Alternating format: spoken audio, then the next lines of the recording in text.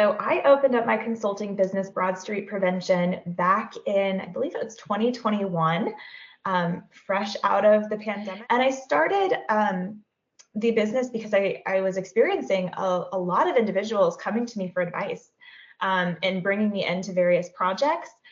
So, infection prevention has always been an area where we burn out easily. I have the opportunity to speak from my own experience with burnout and help other infection preventionists and nurses, really healthcare professionals, to find their way through burnout and understand how we prevent burnout. So really just this whole topic that we are diving in on right now around wellness has also been an area that I really started to branch out into for the healthcare industry and even in businesses as well, trying to help people to have a workforce that is healthy, not only physically, but also emotionally and mentally.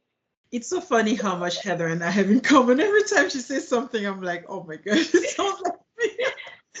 So I started Dumontel Healthcare Consulting in 2022 when the pandemic started dying down, although it was still, a really big thing. So when I started it, it's funny that Heather said that because I was also thinking about how burned out I was. And I kept thinking about other infection preventionists who didn't have 3 other IP coworkers like me and what they were going through. And I said, well, I'm really helping this healthcare facility not only protect patients, but they've also saved so much money. I can help at other facilities, especially those who don't have the resources. I started thinking about, home health, rural hospitals, long-term care facilities. My main goal is usually showing them how to do it. We do the implementation together so you can feel empowered and independent enough to do it on your own later on, so you won't rely on me 100% of the time. Wow, that's awesome. And I love how excited and how passionate both of you get talking about what you're doing, because that's the why behind what you're doing, Yes. and how it's very evident how both of you are doing what you love. And that's how you do something well, when you're doing what you love. So really the first question, we're talking about like the challenges and rewards of being a consultant. Is how do you balance your work and your life in the realm of consulting? Yeah, that's a really good question. And I was reflecting on this a little bit, and I think it is so individualized, right? Because it starts with what are our priorities, and that's different for everyone. Me, I'm a mom. I'm a working mom. I'm a parent. My priorities are going to look a lot different than someone in their early 20s, maybe doesn't have kids, fresh out of college, and they may be prioritizing their career. And so their work-life balance is going to look completely different from mine. And so I was thinking about this, and I think number one, it really starts from taking an evaluation of our life, looking at what is really important to me, what do I value, what are my core values in life, where am I trying to get in life, so we can determine what are those priorities. I think it starts there. We can't develop any semblance of a work-life balance if we don't even understand what we want in life and what our priorities are. You know what I mean? Yeah, I totally relate with Heather. It's true. It's really knowing what your priorities are. And I think that's the same for me as far as what I balance is really what do I want? What's first on my list, And that's really where I always go with always looking in retrospect, what did I do last month? Did my priorities align? And if they didn't, then this month I'm changing things. Did I spend enough time with my children? Because I'm also a mom. Did I spend enough time with my husband? Is this business hurting my family life? Like really trying to make sure that the priorities are set in place the correct way. And I also like to volunteer at church. So it's like, have I volunteered this past month? I didn't. Okay, what do I need to let go? What do I need to keep on my plate? Because I know what I want. I love being a consultant, but really looking at what are my priorities. When I was single, like Heather just said, when I was single, no children, no husband, I could work as much as I wanted. I would take so right? You know, like 12-hour shifts, you can work 6 different 12-hour shifts and you still find you in your 20s, you're young, you're alone, you can do whatever you want, work whenever you want. But at this stage of life, I really resonate with Heather. Knowing what your priorities are is what helps you make the balance, and it's really individualized. It sounds like both of you really base your priorities on your values as well, and how that drives, especially both of you being mothers and both of you having just these other like values in your life, how that drives, being single, that drives one thing, but now life just looks differently. And so that's a really interesting thing that both of you have kind of like talked about. Yes. And I think that's a really good point, Hannah, because I think sometimes we don't recognize when we've stepped into new phases of life and when our priorities have changed. So I think at one point in my life, I said, oh my goodness, why do I feel so burned out? What is it that is completely off balance? But I hadn't stepped back and reevaluated my life again, reevaluated what my values and my priorities were at this phase of my life.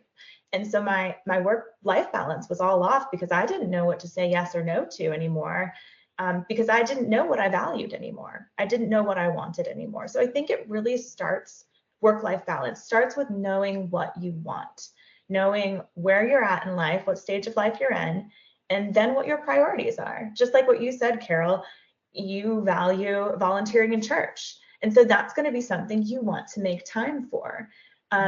I value writing. I love being a writer. I love to write. And so there's going to be times I say no to certain things so that I have time to write. And so that's really where work-life balance starts. It starts with knowing our priorities. And then we're able to say to everything that comes our way, is this in line with my values? Is this in line with my priorities? And that's going to help me determine what I say yes to and what I say no to. I'm essentially putting in boundaries in my life, Yes. right? I'm putting in boundaries so that my balance between my work and what I want in life is going to be in line with where I'm trying to go. But I think in order to do that, organization and planning is really, really key. You have to be able to be on top of all the different things that you have to manage in day-to-day life. Being a parent, we know that there's a lot that we have to manage. We're managing things on the work side. We're also managing things with our children and the household responsibilities. And we're constantly needing to evaluate, is this in line with what my values and my priorities are when we're saying yes and no? So, yeah. Yeah, and I love what you said, Heather, about, everything stems back to your values. And then from there, that's how you determine what those boundaries are. Like, and that's really how you protect yourself, because at the end of the day, like it's very personal. And I just want to ask, like, what kind of boundaries do you have in place to protect yourself and to protect your families? I can start. Yeah, I've learned to say no. And I've, as they say, no is a complete sentence. I used to always add an excuse for why I was saying no. And now I just unapologetically say no. And of course, you don't say no in a cruel or insensitive way. It's always in a polite, very diplomatic way. I'm sorry, I have so much on my plate. I can't take this on right now. Or I'm very interested, but now it's not the right time. Can we meet maybe 3 months from now and talk about this again? Because I'm really interested. And if you're not interested, I always say it's okay to say I'm not interested. This is not, as we said, this is not part of my priorities. It's not a value for me. It's not a priority, either personal or professional. On a professional level, I mean, we always take on so much. We're both nurses, so we've learned to take on responsibility for everything. And we infection preventionists, we just like to learn everything, do so much research, but sometimes, and also as consultants, you'll get some people solicitate you, for different projects. And that's where you put boundaries, as a consultant. For example, for me, I know what type of clients I want to work with. I have some people reach out to me and say, can you work on this project? That's not, first of all, it's probably not my area of expertise, or I have no interest. I may be very good at it, but I just don't like doing the work, that type of work. So then saying no is a boundary that I use. That I just say, unfortunately, I'm really not interested in this. I don't think I'll do a good job because I'm not passionate about it. And also speaking to burnout, as Heather mentioned, I remember, especially during at the height of the pandemic, there was so much being thrown on infection preventionists because there was just so much to do. And I had to really learn to be even more, I mean, firmer than I usually am. You know, sometimes your hours would just go crazy. And I had a newborn at the time, you know, in 2021. Sometimes it's like, okay, it's my week for call, but I have to do this. Carole, can you cover? And unfortunately, sometimes I would say, no, I can't. Unfortunately, this Sunday I'm spending time with my family. Why? Because I have a newborn. Right now, I'm just burned out for the past week of call. So it's really learning that no is a complete sentence. And I will insist again, not saying no in a mean or cruel or rude way, being very diplomatic and kind about it. Right. We can have boundaries and still be kind. You mentioned that multiple times, Carole, and I think that that is something that is misunderstood. We think we have to say yes to everything, and part of that is our society. Our society says we constantly need to be doing more, and so we first almost need to change that mindset and say, no, my value is not in what I produce. It's not in what I accomplish. And asserting what our boundaries are based on what those values and those priorities are that we've identified. So for myself, I have looked at those boundaries, those values, those priorities that I've had, and I've said, you know, at this time in my life, I'm not going to work weekends. As a general rule, I don't work weekends. So I have had, work colleagues say, can you look at this over the weekend and give me feedback by Monday? And I've said, I'm sorry, I don't work on weekends, but I'm happy to take a look at it on Monday for you. They might not be happy with me, but that's my boundary. That's what I have decided for me personally in this time of my life that I'm going to do. Now, that's not to say that I never work weekends. There are times that I have a passion project that I am so excited about, and I just happen to have a little bit of time on a Saturday that I can work on that without it interfering with those values, those priorities. And so I might do that. But as a general rule, I don't work weekends. I don't work after hours. So I have a set schedule during the day that I try to keep, I try to adhere to.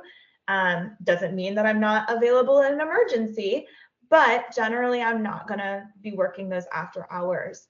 And so that's just, one example of some ways in which I've said, okay, these are my boundaries because this is what my value and my priorities are at this stage in my life. That's meant that I have turned down projects. Just like what you were saying, there are times that you've said no to things. So there are times that I have said no to things. I've said no to jobs. I have said no to projects. I've said no to extra work. And it might have at the time seemed like a incredibly great opportunity for my career.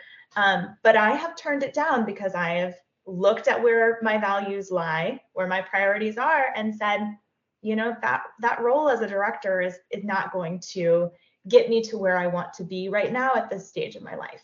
And so I've said no. So I think I agree with you, Carole. No is a complete sentence. It's very hard to say sometimes, but if we want that work-life balance, we do have to set those boundaries for ourselves. We do have to say, based on what I want in life, I'm going to say yes to these things and no to these things. And we kind of have to reevaluate that every single time we are asked to do something or offered, a new project, a new position, whatever that might be.